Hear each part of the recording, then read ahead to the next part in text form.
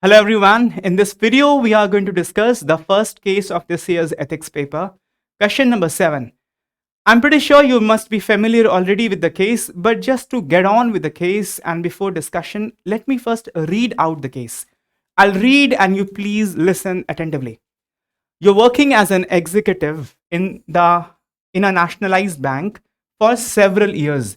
You always have to know what your position is in the case for able to answer effectively and what kind of course of action you'll have in the case. So you are the executive of a nationalized bank for several years. One day, one of your colleagues tells you that her father is suffering from heart disease and needs surgery immediately to survive. She also tells you that she has no insurance and the operation cost will be around 10 lakh, assuming 10 lakh rupees. You're also aware of the fact that her husband is no more and that she is from a lower middle class family. You are empathetic about her situation. However, apart from expressing your sympathy, you do not have the resources to fund her. So, all you have to offer right now is your sympathy.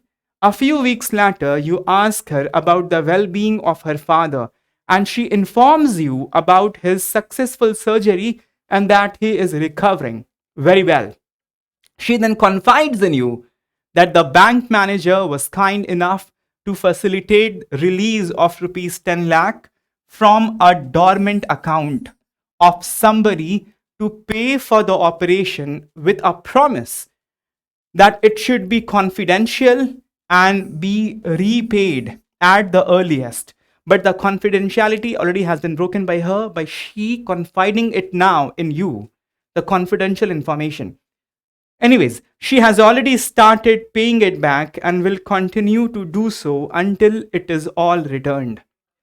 Before I start reading the question and discussing the question, there's one technical error in the case. First, UPSC writes that you are empathetic, and in the very next breath, it writes that all you have to offer is your sympathy. The difference between sympathy and empathy is that of heaven and earth. Empathy translates always into compassion, and compassion is necessarily an action. If you're empathetic, you'll do something about to ameliorate the pain and suffering of others. You will not be sitting, you'll not just be feeling and doing nothing. Empathy must necessarily translate into compassion. So, but in the next breath, UPSC writes that all you had to offer was sympathy, you did not have resource, you did nothing about it. So perhaps you were not empathetic, you were sympathetic. But that's not the point. Let's ignore that part and read the question. What are the ethical issues? Evaluate the behavior of bank manager from ethical perspective. And now, when you understood what has gone into your bank, what will be your reaction to the situation? So let's pick up the first part. What are ethical issues? It is the pet question of UPSC and it asks with very high frequency in different cases the ethical issues involved. So I'll give you a strategy to write the ethical issues in different cases. Ethical issues basically are scenarios where an ethical standard is either at the risk of getting compromised or actually gets compromised. So ethical issue has negative connotation. You cannot highlight the positive aspects in the case in the ethical issue. Ethical issue necessarily must have negative connotation.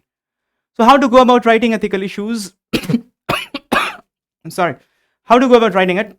You can do two things. One is identify the stakeholder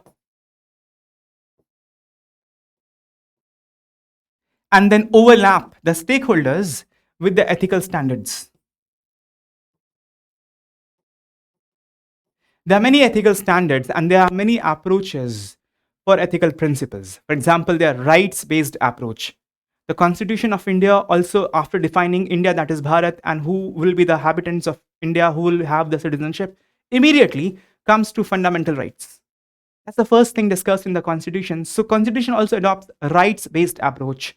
The philosophy of John Locke and others, they have brought natural rights into consideration. So there are rights-based approach, there are virtue-based approach, there are justice-based approach, there's law-based approach, rule of law, there is deontology, consequentialism, common good, servodaya, there is utilitarianism. There are different standards, different aspects of ethics, and all are acceptable standards. All are acceptable norms. So you take up any ethical standard, any standard of normative ethics, or any acceptable principle which have nothing but values. For example, non-violence was a principle of Gandhiji. It's also a value. Integrity is a very important principle in governance. It's also a value. Values basically are building block of ethics. So you take up any value, all values are principles or standards, or you take up any standard of normative ethics, or any principles of governance like probity, like trusteeship, accountability, transparency. They all are ethical standards. Now you start mapping it up with the stakeholders. You see who is not fulfilling the right, who is justice, who is not working for the delivery or inculcation of justice. You see who is not expressing to the fullest the virtues, and where the rule of law is getting violated, where the nishkama karma principle or deontology or Kant's categorical imperative is getting violated. Look at the consequence of certain actions, what moral implications they have. Look at the system, whether that is serving the utilitarian aspect, the utilitarian function, whether it is acting as common good, sarvodaya for antodaya. That's it. So you have to map it up, layer up the stakeholders with the normative ethics, and that will create ethical issues. For instance, in this case, these are the stakeholders: the colleague whose father's operation has been done, the bank manager who has released money from the dormant account, me, because it has been addressed the case in first person. You are working as an executive, so you, but when you write the answer, you is actually you, so you'll write me. I'm also the stakeholder, the account holder of dormant account from where the money has been taken out without permission. That person is also the stakeholder. Bank customers in general who take banking services, they're also important stakeholder. The bank as an institution is also a stakeholder. The banking regulators, where the banking regulation norms have been violated, it affects them as well. They're also stakeholders. And the entire banking system, that particular bank and the whole banking system that provide banking services to customers, to citizens. Overall, the whole ecosystem, that's also the stakeholder. Now from here on, I have to learn to write an ethical aspect from some of the standards that I have imbibed in my mind. That what's problem with the colleague? Look at the virtue of the colleague, or look at the rights of the colleague, or look at the duties of the colleague, or look at the consequence of the action of the colleague, any aspect, and you will develop the ethical issue. That's the way to go about. And with a little bit of practice, if you do it 3-4 times, your brain gets trained to do it. For instance, in this case, the colleague is getting benefited from misuse of the bank fund. Now, this raises issues of her personal ethics. She is willing to take up the unfair means to take the fund. She is willing to compromise her values. So there's a question on personal ethics. You can identify the aspect of personal ethics like integrity or consciousness, etc. You can also talk about bank manager in various aspects. Bank manager has abused his or her authority. He or she lacks the integrity meaning moral intactness. So you have shown empathy, but you have violated the rule. And when all the values do not remain intact, then that is violation of integrity. Integrity means integration of personality as one. So all the values, all aspects, all virtues have to be remained intact. There has to be moral coherence or moral intactness.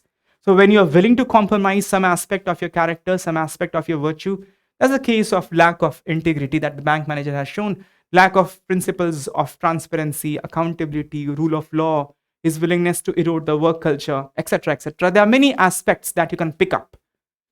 Once you are acquainted with the ethical standards, it starts flooding your mind when you think from perspective of one stakeholder. So it's not a big issue. It's kind of easiest part of the entire case study to develop ethical issues if you go this way. Initially, the process may be slow, but actually it becomes very intuitive, and it comes like an intuition for you, thinking for each stakeholder. Your perspective or my perspective, if I consider myself in the case, the problem is that I remained a passive observer.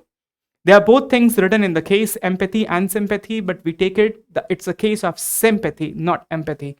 There's a lack of virtue of sensitivity. Did not try anything at all. As per the given information in the case, you did not try. All you had to offer was sympathy because you did not have resource, but you can outperform. You did not have resource, but there could have been some other ways and means through which the lady could have been helped. You did not try, you did not put enough effort. So that's a problem. And you have to imbibe distinct virtues and express it to the fullest as a moral agent. You do not do it. That's an ethical issue. From the perspective of the account holder, his property right has been violated. His privacy also has been violated. And consent has not been taken. So his freedom, his autonomy, etc. You can add other aspects as well if you feel like, depending upon how much time and space you have. The bank customers, from their perspective, one incident can breach their trust. In their aspect, the probity, professionalism, professional ethics has been eroded, and this weakens public trust in the banking system. From the perspective of that particular bank, there would be problem in various aspects. There would be problem in terms of legal aspect, regulatory aspect. There will be problem in terms of violation of its vision, its policies, its internal work culture, etc.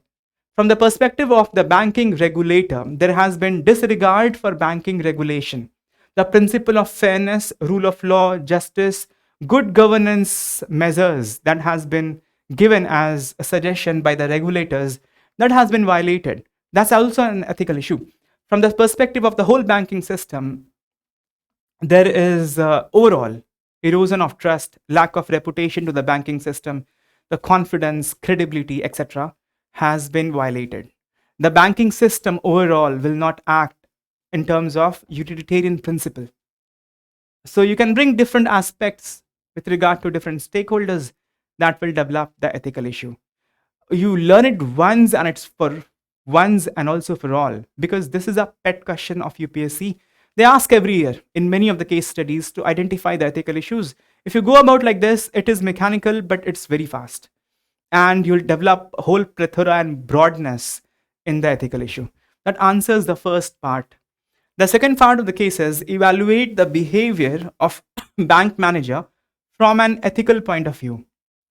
Sometimes they write from ethical perspective, from ethical point of view. What they mean is from the point of view of ethical principles, from the point of view of ethical standards. Evaluate. What does evaluate mean? When you evaluate something, you look at both the pros and cons. You look at both the significance and the limitation. And overall, you weigh them and make a final judgment. So in your evaluation, there has to be a final remark as to how do you evaluate it finally after doing all the pros and cons. You evaluate it positively to what degree, negatively to what degree. But evaluation will never be, it will be a process. You will never reach to the conclusion directly. It's not like giving marks. Evaluation will require a process of reasoning. It will require a process of analysis. And then the final remark will be justified based upon the above analysis. So basically, you have to highlight the positive side of his behavior, the negative side of his or her behavior, and your overall evaluation in terms of final remark. That's how you go about evaluating it. So the behavior of the bank manager, if you look at the positive side of the bank manager's behavior, it is based on goodwill. It is good because the bank manager has not siphoned off the money for himself. He's not drawing the financial benefit on personal level. He has done the act that finally will evaluate as right or wrong based on goodwill. His intentions are not wrong. Buddha has said intention of an action is more important than the action itself. So he has done with good intention. He has done with goodwill. So it's a good thing. He also has shown, we can say, although it can be contested, he has shown empathy and compassion. He felt for the lady, he felt for one of the person that you must be working with, and you feel the pain, the trauma, anxiety, stress that the person is going through. And the lady was running from pillar to post. She also came to you, but you offered only sympathy. And solution was not coming. And if surgery was not done, immediately the father could have died. That's mentioned in the case. So looking at the urgency and the emotion and feeling of care and love, compassion, empathy, he has worked with that intention. So that's a positive aspect because the bank manager definitely is holding positive emotion. And he's also resourceful. And he has looked for ways and means to get the resource, get the money on time. Although The manner and the way it has been done is not right, because breaking the law is not accepted. Breaking the trust of entire population is not accepted. But he has shown his resourcefulness. You could not do it in a positive way through crowdsourcing or any other government schemes, or looking at alternatives, pleading to some philanthropist. You did not try. You did not show any resourcefulness in managing the money, but he did. Although it is contested, it cannot be accepted, but he showed that skill of resourcefulness. This is a positive aspect of his behavior. On the other side, the negative aspect is too many. He abused his authority. Abuses when you do not have the ethical or proper or moral use. And the ethical or proper or moral use comes from the rules, it comes from the standards, it comes from the obligation. When you don't follow that, then that is abuse. He has abused the authority, no doubt. He has used his position to siphon off the money from a dormant account. That is abuse of authority. He has abuses because there's a violation of rules. And when you violate the rule, immediately you do two other things. You breach the trust of people and you erode your own morality. You violate your own integrity. So your character goes, the trust of people goes, the credibility of institution goes. There's nothing remain after that in the long run. And there's a big issue. There's a lack of transparency, principle of accountability. He has violated all of that. He also has shown nepotism, favoritism for one of the colleagues. And the consequentialism aspect of it, there's a possibility of negative consequences in terms of setting a bad precedence, because she is also in the bank. She knows this kind of thing has been done by the bank manager, maybe in her personal capacity, or when she becomes a bank manager. This will be perpetuated. That will destroy the work culture. All these are standards. These are also standards. Goodwill is also a standard. Empathy, sensitivity is also a standard. So how do you weigh it? How do you go about coming to a conclusion? You'll have to fall back again on solid moral principles and philosophies in order to find your way through the process of evaluation. How do you come to a conclusion? You'll have points on both sides always. The only way to come to a final conclusion is to bank your analysis on a solid moral principles. So you go back to Plato, or you go back to Aristotle, or you go back to the empiricists, you go to John Locke, or you come to the great Immanuel Kant. In the conclusion, the way I'll come up to the conclusion, maneuvering through this moral complexity, is to take a stand that while manager's intention to help were good, his action violated important ethical standards. And the action is moral only when it is in conformity with moral standards. Whether intuitionist or inductive approach, whether rationalist or empiricist, any school of thought differ in their approach, but any school of thought has one common thing. All of them have one common thing, that the moral action is one that conforms to moral standards. And if it violates the moral standards, it cannot be considered moral, although it was coming from good intention. So what I have is the key to come to a final remark and to the process of evaluation is good intention is not equal to good behavior or ethical behavior or moral behavior. This is the key. Good intention in itself is not good enough. Now, to add some moral heft, philosophical heft to the argument, I can take you back to the philosophy of Plato, which is optional for you. You can end the answer very well at this point, and this is pretty good of an answer. You'll get marks in this. But just to add more to it, to more to our understanding as to what is the background and how do we escape or come out of moral complexity like this. If you go back to Plato, one of the core part of his philosophy or the state of affair that has to be there in the state, Plato talks about that kind of arrangement in society in his book, The Republic. There he tries to establish an ideal society. And there he starts with inside the human being, soul of human being. He says that soul has three parts: reason, desire, and emotion. Or somewhere in different translation, you have reason, appetite, and spirit. Appetite or desire, spirit or emotion. Let's take it reason, desire, and emotion. And he says that to have harmony in the society, to develop an ideal state, first of all, we'll have to begin with individuals. And there has to be harmony in different part of the soul. There has to be harmony in the soul of individuals. And then he goes on to elaborate the whole concept to come up with an idea of an ideal state. Here, this is not a time appropriate to discuss the whole philosophy of Plato. I'll just allude to one aspect of his. He says that the reason part must dominate in the soul and keep the check on the desire and the emotion part of the soul. So, reason must dominate and control desire and must control emotion. The problem with emotion is it's very powerful, but it can be misguided. And when empathy becomes excessive, it can lead to nepotism and favoritism. That precisely is the problem with excessive emotion. That's why anything is good in moderation. Ethics requires things to be in moderation. That's why we have concept of emotional intelligence. And this is in alignment with that. You have emotion, that's good. You're feeling for the lady, it's good, but that has to be controlled with reason. Reason must guide you for the proper course of action. If the emotion part of your soul is dominant, then you do not have harmony in your soul, and the problem will begin inside you, and the problem will then percolate throughout the society.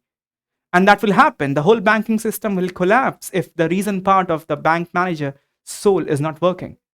If the reason part is working very well, that leads to prudence or wisdom.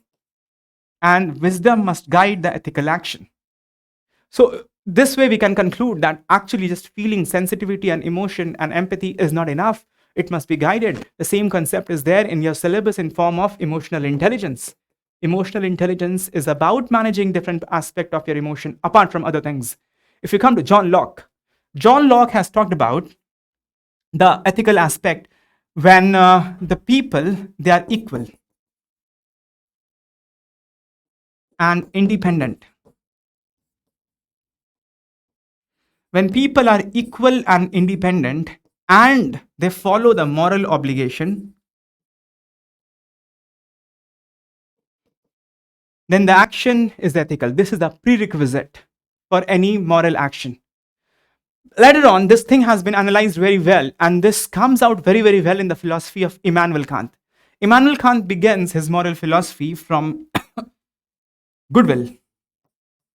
He says that the only thing that is good in itself is goodwill. And this goodwill must translate into action by obligation. You have goodwill, but with that goodwill, you are following some kind of moral obligation.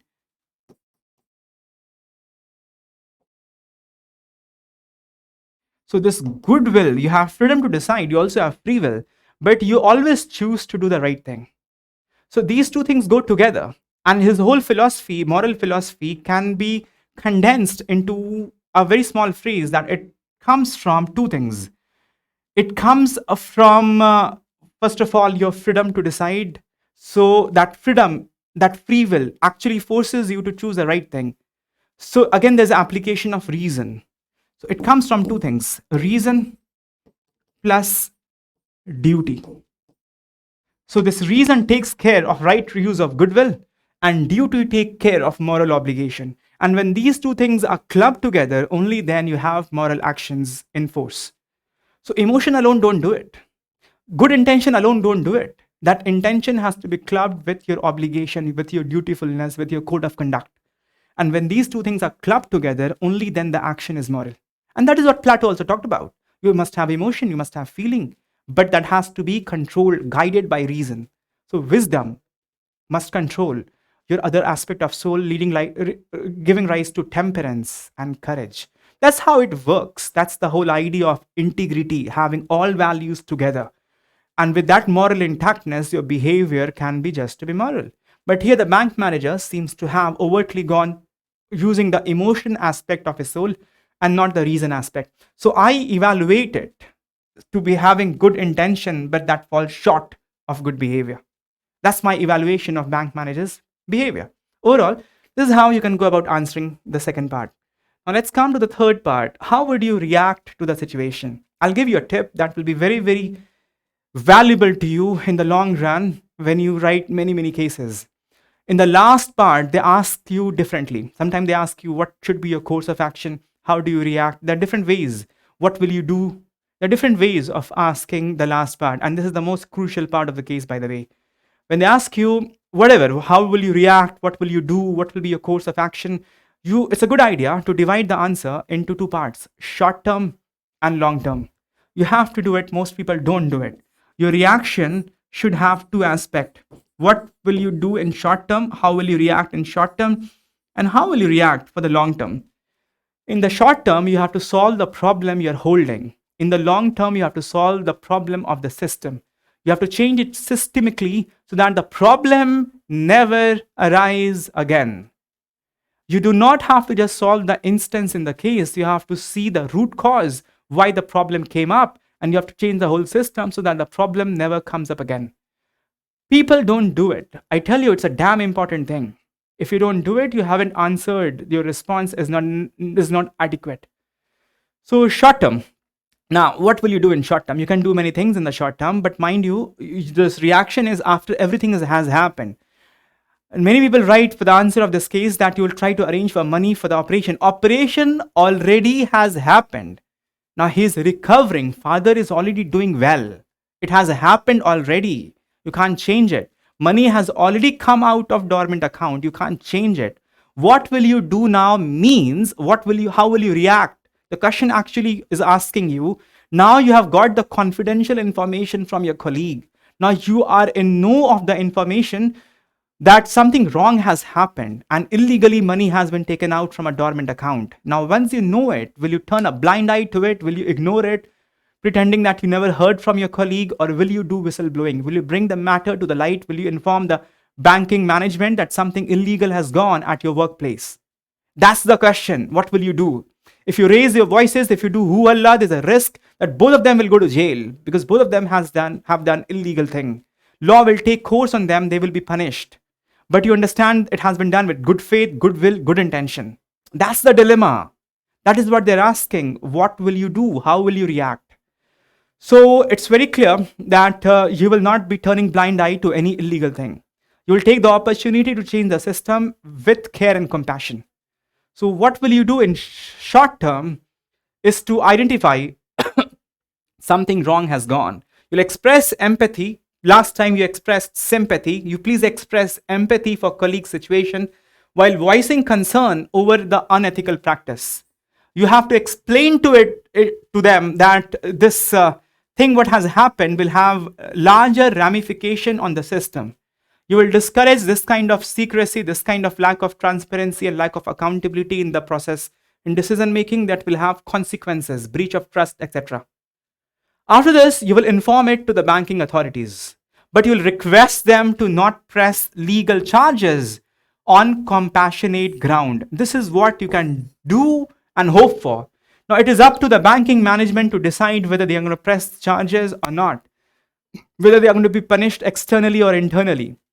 But you can actually persuade them to not take strict action against them because it was done with good intention. Although that's not good enough, it can be understood if not condoned. But you will see to it. You'll try your level best to not have harsh implication on them, career-wise or otherwise.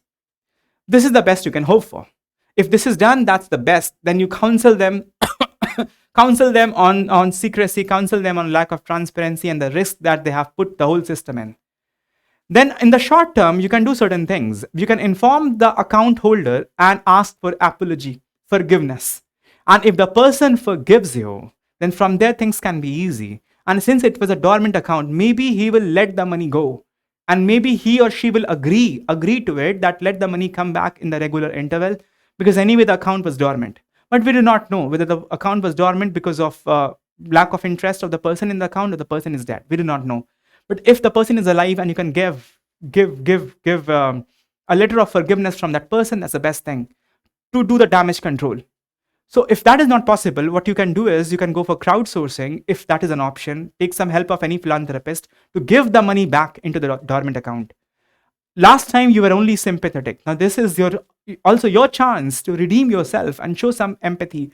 You can think of exploring an option that you can take a loan from in your name and give the money to the dormant account and let the loan of yours be repaid by that lady because it's written towards the end of the case. She has started to repay and will continue to do the same. Doing all that and then negotiating, persuading the banking management to not press the charges. If that is possible. If that is not possible, it's not in your hand. And the law must take its course. But the best case scenario would be that you give the money back through any sources, through any ideas, maybe putting the liability on you, and they not being punished on the ground, on the compassionate ground for good intention or goodwill. Maybe if that can be worked out, that is the best. Otherwise, you can't do more than that. You can hope for the best, but you have to highlight the issue and you can persuade the banking management, but the final decision rests on them. You cannot go beyond the scope of your position because you're just the executive. Okay, in short term, that's the answer. But answer doesn't end there because you have just talked about the present situation. Now you have to talk about the whole system. There are 6 case studies, and I'll repeat this thing 6 times in the discussion. In every case, I'll remind you that the ultimate solution is changing the system. Why this problem occurred? It's mentioned in the case that there was no insurance. Why there was no insurance? She is in the bank and bank sells insurance products. Did she not have the awareness? Did she have the ignorance? What's the problem? Identify it. Make sure that people, especially during the old age, they do have health insurances. What about the work culture? The banking institution must have some special provision for the employees because the productivity of any institution, any corporation comes from happiness, the satisfaction of the employees. There are many companies, many institutions who take care not only of employees but also of their families. They give paternity leave, they give education and health allowances for the whole family. The different ways in which the institutions, the corporation take care of employees and their family. This bank seems to doesn't care about the family. To improve the work culture, you have special fund for the employees. So in the long run, there are many things to be done on aspects from the bank. Also, you have to do the ethical training of the bank managers. You have to have clear-cut guidelines. Such a thing is not allowed to be done. Maybe the guideline was not there. So bank manager thought that he is doing a prudent thing. He's balancing the interest of everybody. But after ethical training, you will learn to apply reason. You learn to know the code of conduct and code of ethics, and you see things more clearly. Maybe that part is missing. Maybe ethical training is not done of bank managers, and this kind of scenario is not foreseen from the side of management. That has to be improved on. The whole system overall must improve from different sides. You're the executive, I understand, but you will not write that these are the changes that you'll bring. You'll give this as a recommendation to the management.